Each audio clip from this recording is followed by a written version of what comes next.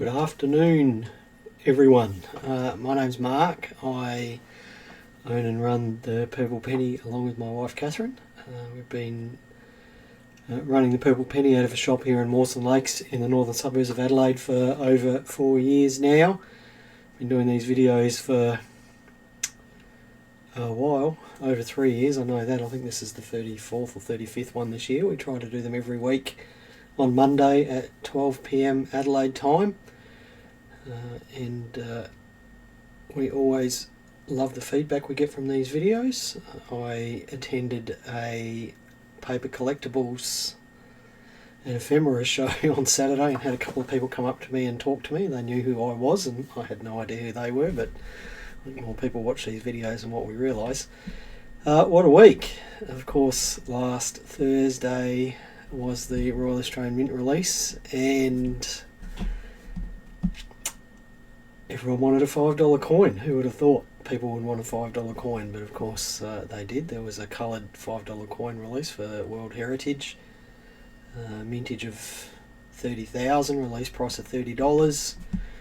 We ordered what I thought was a good number. It was more than I wanted and less than Catherine wanted, and we probably could have sold them 10 times over.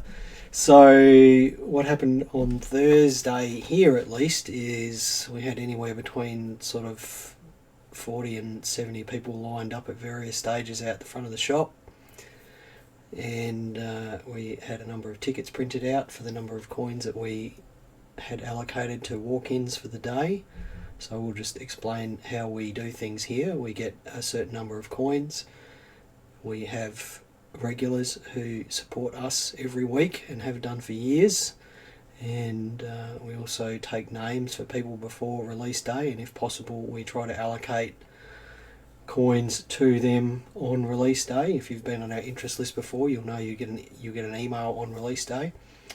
But we do try to allocate some coins to people who walk in the front door just to give them a chance. It's not as many as we'd like, but we do have a lot of regulars that come in here.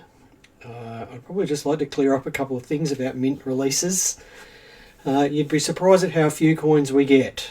We are little fish in a big pond. You'd be surprised at how many phone calls we get. We had the phone on Do Not Disturb on release day, and I know there was over 200 missed calls on that phone. And you'd be surprised at how little we make out of the coins. We make almost nothing out of them. And the other thing that people don't understand is that, and this surprised me, we buy the mint releases from the mint, and we own them. And things that don't do well, we own them, and they're still here in the shop, taking up lots of space. So what does that mean to us? It means that we look for support from our customers across all of the mint releases, not just the ones that they think they can make money out of. So if you come in here, and like last Thursday, if you came in here and bought a World Heritage coin and a set of Christmas coins and things, that makes us happy.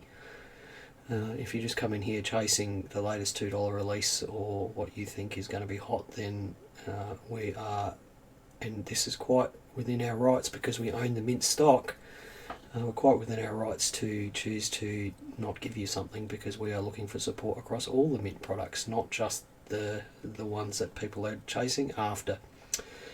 And Peter's just saying there that we need to be like a newsagent and return the unsolds. I wish, Peter, I wish. Banjo Patterson 3-coin 50-cent sets, we will have them until the rest of eternity. We got very little support from people on those, and we hardly ordered any, and they still didn't sell. So you'd be surprised at how much stuff we end up hanging on to.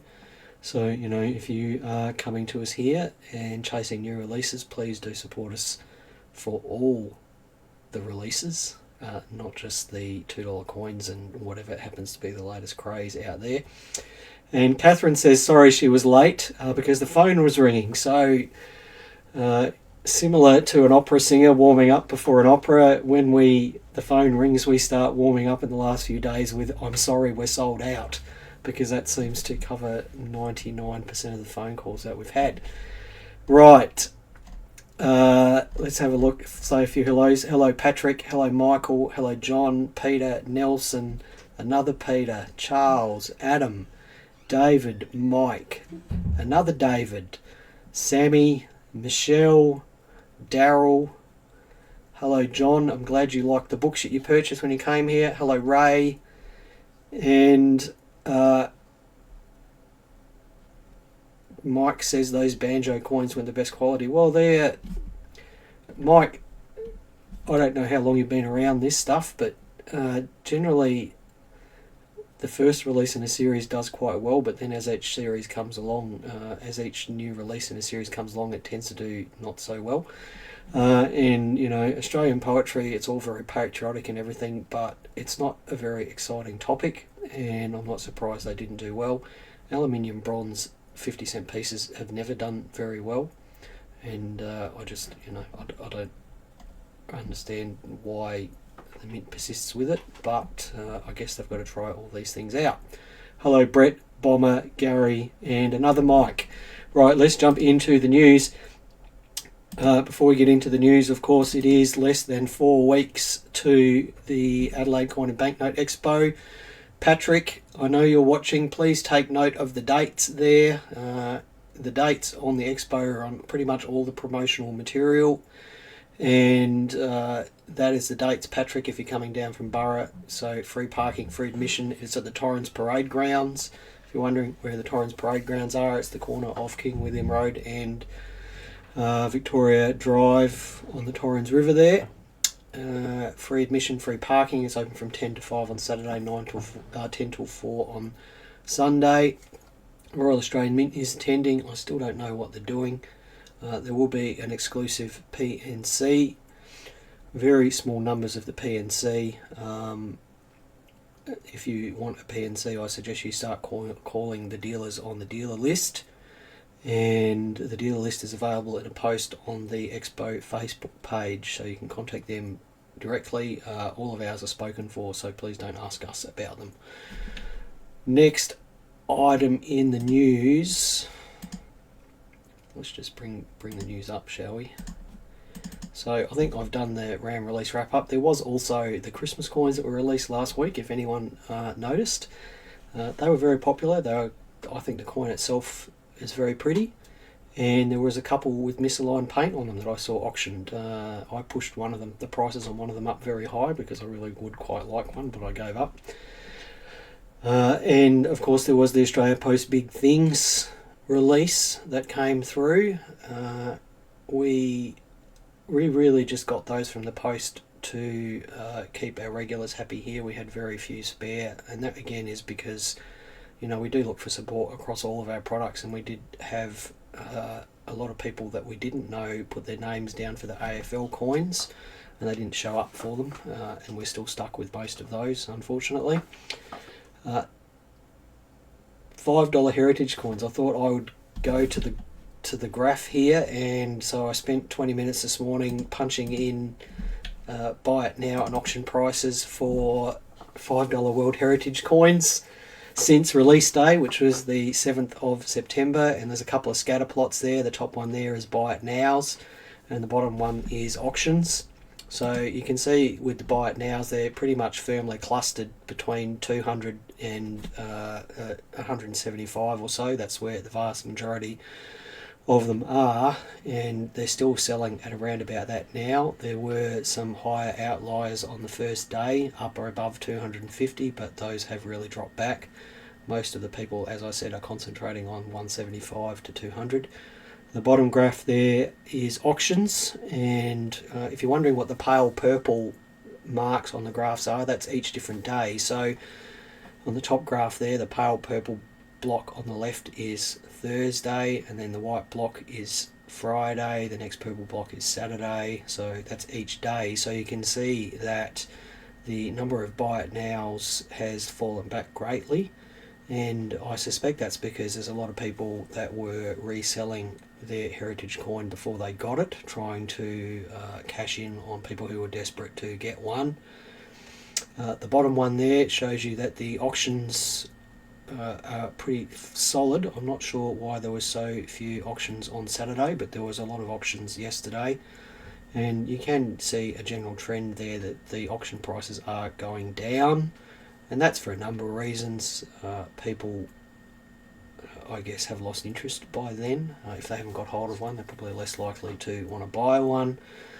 People have confirmed orders and don't want to get into a bidding war for them, and then also perhaps some people have managed to get their hands on one physically by visiting a retail shop or something like that.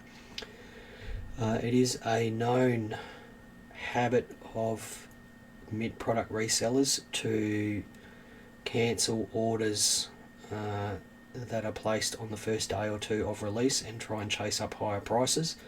So perhaps that has disgruntled a few people as well. What I will do next week is I'll do a resampling of this and just see if these prices do continue to fall like they are in the auctions now. Pretty much every new release follows the same pattern. It surges in a few days and then falls back fairly quickly. The heritage coins were still available over the phone from the mint today if you're willing to be patient about it. So there's 30,000 is not a small mintage, it is still a large mintage. $5 are typically an unpopular denomination. While there's a lot of fear of missing out about this coin, I can't see it holding the prices longer term. I think the only thing that will hold the prices up longer term is that there'll be a lot of people that have paid so much for them, and there'll be a lot of resellers who were loading up on them even at $100 or $125 or $150 thinking that they could make money out of it, and of course they won't want to let them go for less than what they paid for them. Let's have a look. What's the time on the x-axis? That's just number of observations, Peter. So as I said, the purple blocks and white blocks are different days. So the buy it now there, for example, there was a lot of buy it nows on Thursday the 7th, and there's been less and less each day since then. Of course, the number of observations was different for buy it nows and auctions. There were more than double the number of bins as there were auctions, and that's, I suspect, because resellers were looking to secure a sale as quickly as possible and didn't want to wait for an auction to finish. Mike Ellery is saying, is that the RAM sent out a Facebook message earlier today saying they still had some World Heritage coins available on the phone. Thanks, Mike. That's confirming what I saw today. Well done, Scott. 555 attempts to get a coin. Well done, mate. Persistence pays off. Let me just have a look here. Brett says give it 4 months, down, down, down. Yeah, I suspect so. I can't see them dropping back down to under $100 for a little while, because there is just that sheer body of people that are holding them and have paid more than $100 for them. Peter says his fear would be getting stuck with them. I hope people that were buying them up at $150, $160 with intent to resell them are stuck with them forever. Mike says, put paint in a coin and now everyone wants one. Well, Mike, it's not the first coloured $5 coin. I guess it might be an interesting exercise next week to have a look at what the 2011 Red Poppy $5 coin has done in the last month on the back of this. There is, of course, another coloured $5 coin in the planetary set. That's probably going to be a little bit harder to track. Aaron says, better late than never. Welcome, Aaron. Thanks for joining us. Patrick says, interesting that they say the mint still have some when my order went through the post office and said they might not get the few ordered. Right, so Patrick, the way it works is that the mint divvies up the mintage amongst their different distribution channels. So that at the moment is their phone line and their retail shop, their authorised distributors, and amongst their authorised distributors are people like us, Australia Post and News Express, I think it is. Now, Australia Post's orders have their own process that they follow, and I guess head office, Australia Post head office, gets all of them, and then they divvy them up amongst their franchises and GPOs and so on and so forth. So if your local post office thought they were going to get some, and they don't end up getting them, that could be a decision that's taken by Australia Post rather than by the mint. Also, people like us and Australia Post and newsagents do not have to apply by the same selling limits that the Royal Australian Mint applies. Similarly, they don't necessarily follow what we do either, so there is a bit of misinformation out there saying that we have to sell things the same way the Mint does. Of course we don't. There's also misinformation out there about whether resellers like us need to sell them at release price. Of course we don't. We do here, but a lot of dealers don't. And I kind of understand why they don't. Remember, those dealers pay tax and GST, and a lot of the people that are reselling them don't pay tax and GST, and they are just really competing at the end of the day. Right, let's have a look at some more comments and then we'll move on to the next news item because I'm sick of these things. Tanya says she got one and she's happy, so Tanya is one of our regulars here. Tanya came in and picked up hers, and she also picked up her AFL set as well, so thank you for coming in, Tanya. Hello Carolyn. Mike says the poppy coin has skyrocketed, thank you. Aaron says the post office told me they knew they had way more orders than stock. Yep, that's no surprise. And good afternoon Greg, how you going? Right, next item on the news. There was a type of coin found in a river in Germany I've not heard of before. It's called a rainbow cup. It's a Celtic gold coin that were minted from about the 2nd century BC for 200 or 300 years. It's called a cup because it's cup shaped. Usually they have a design on both sides. They are made of reasonably pure gold, weigh about 2 grams.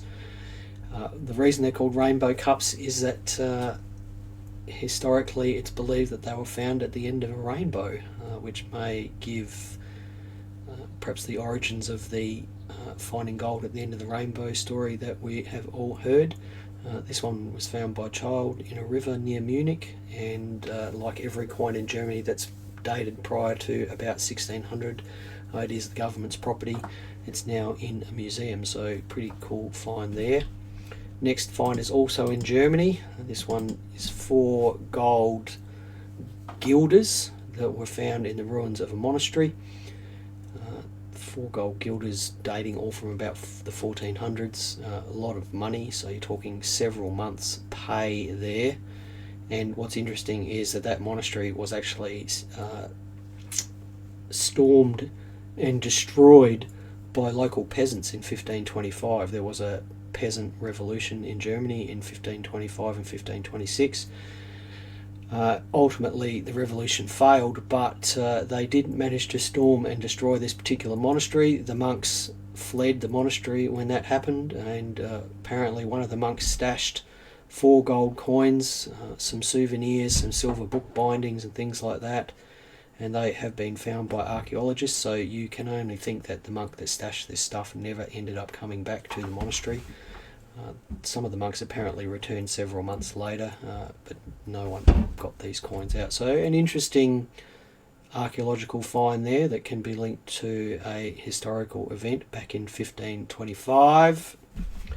Another cool find this week was in Norway, where a gentleman was told to get some more exercise by his doctor because of heart problems, so he bought a metal detector.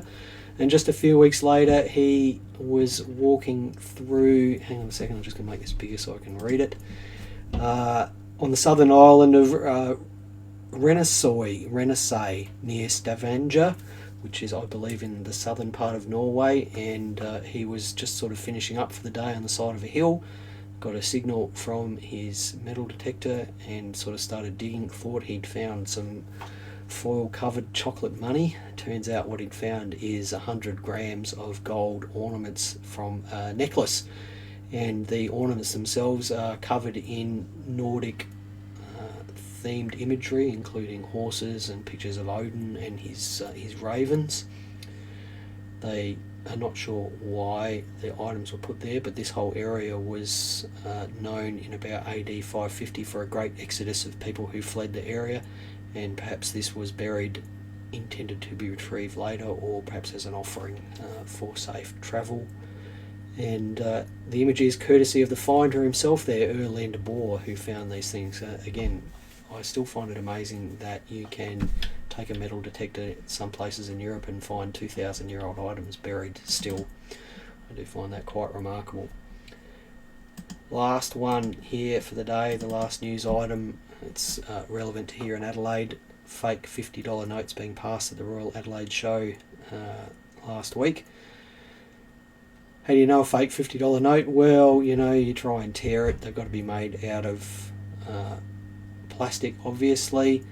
You want to feel the clear window and make sure there's sort of no noticeable seam around the clear window there, because apparently when they fake these out of plastic, they do glue a clear window there on a fake printed note. You want to actually feel the ink on the note itself. So Banknotes, one of their security features is that the ink has texture.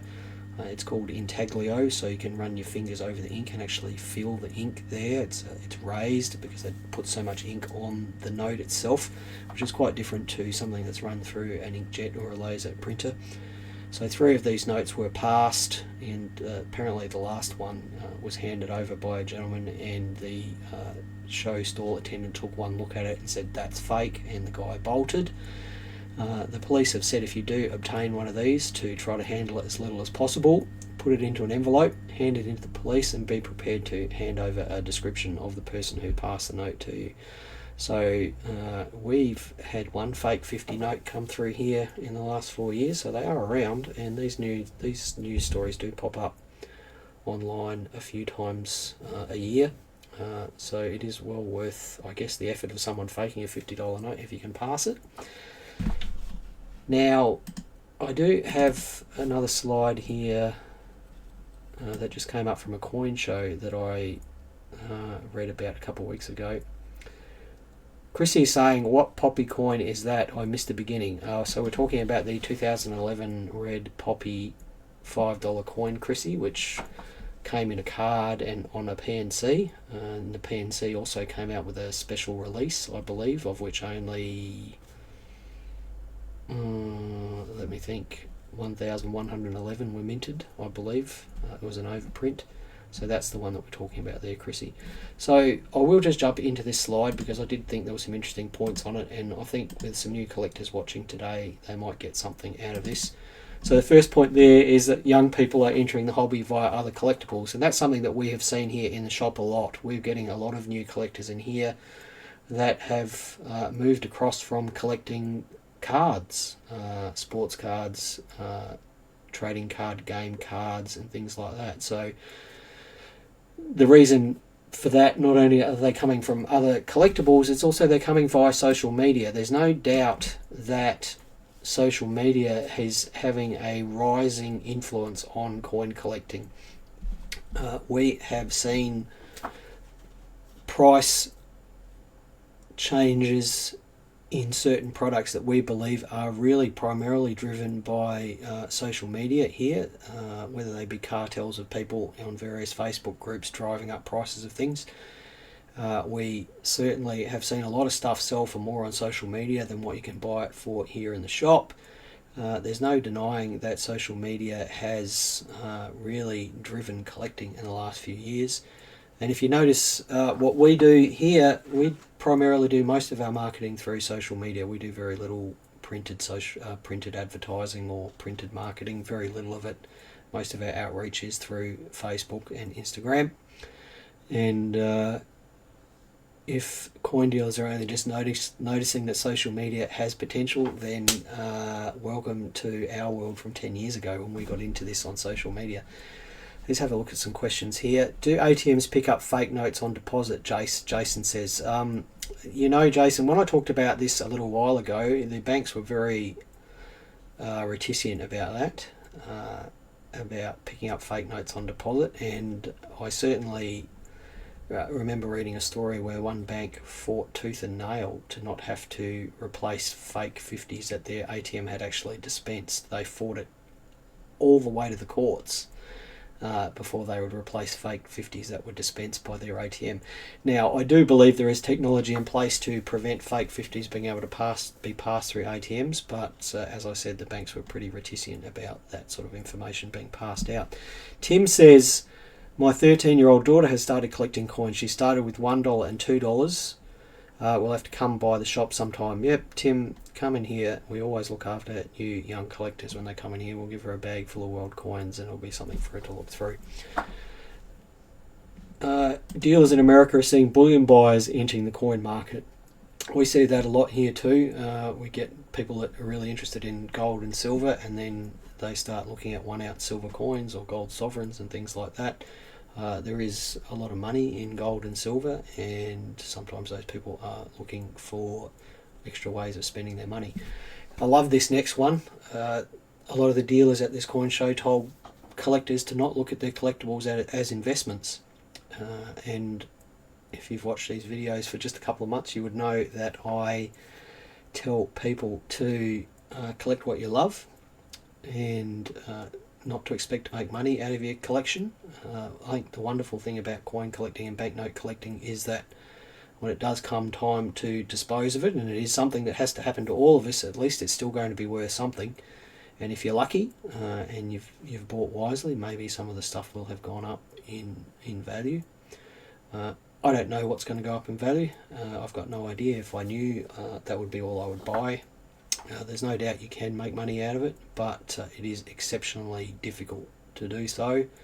And you should collect what you love, and you'll find then that most of the value comes from the enjoyment you get out of it. I spent a few hours yesterday working on some of my own collection, and I enjoyed it very much, and the money I spent on those things is really inconsequential compared with the amount of time and enjoyment I've got out of those.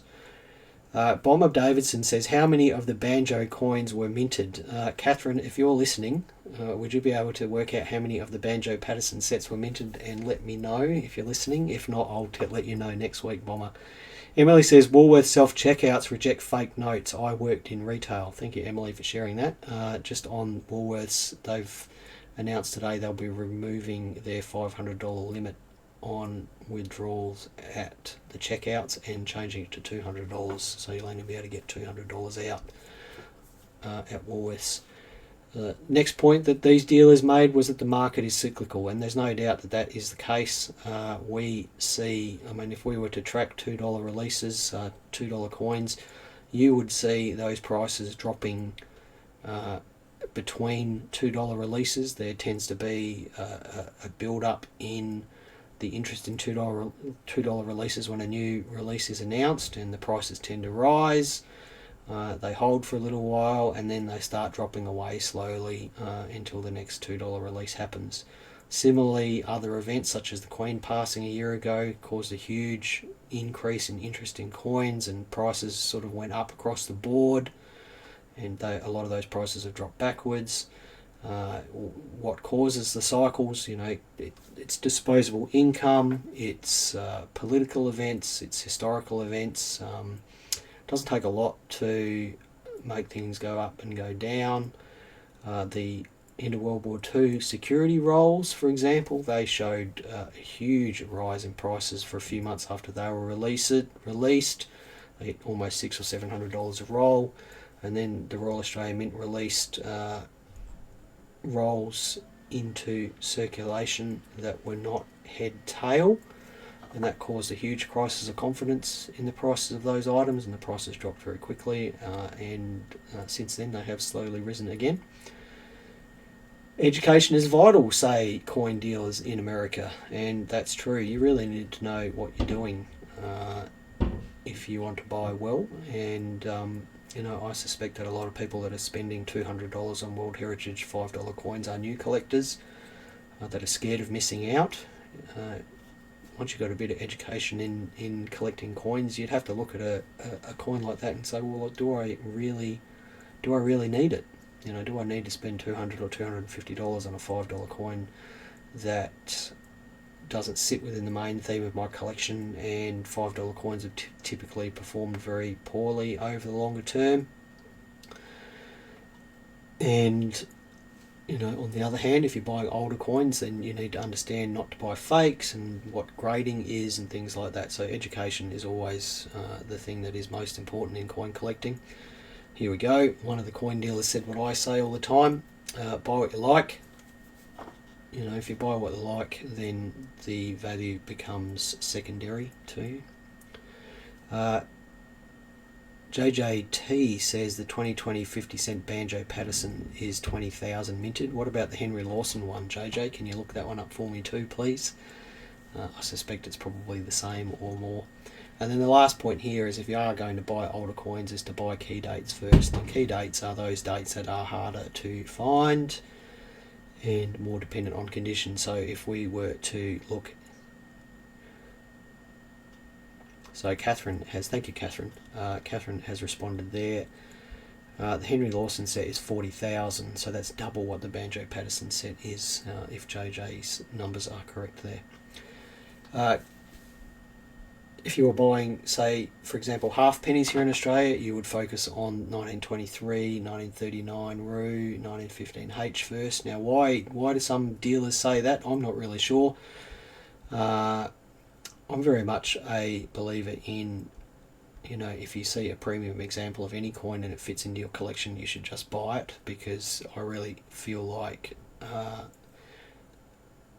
grade scarcity is more important than date scarcity. So for example, if I was to see if I was collecting half pennies and I was to see a gem 1955 half penny, I would just buy it, because you don't see them very often, versus 1923 half pennies. They are always on the market, so if you were to buy one of those, I would wait until you find the best one that you could possibly afford. So I'm not sure if I agree with that one. Anyway, that's it for today.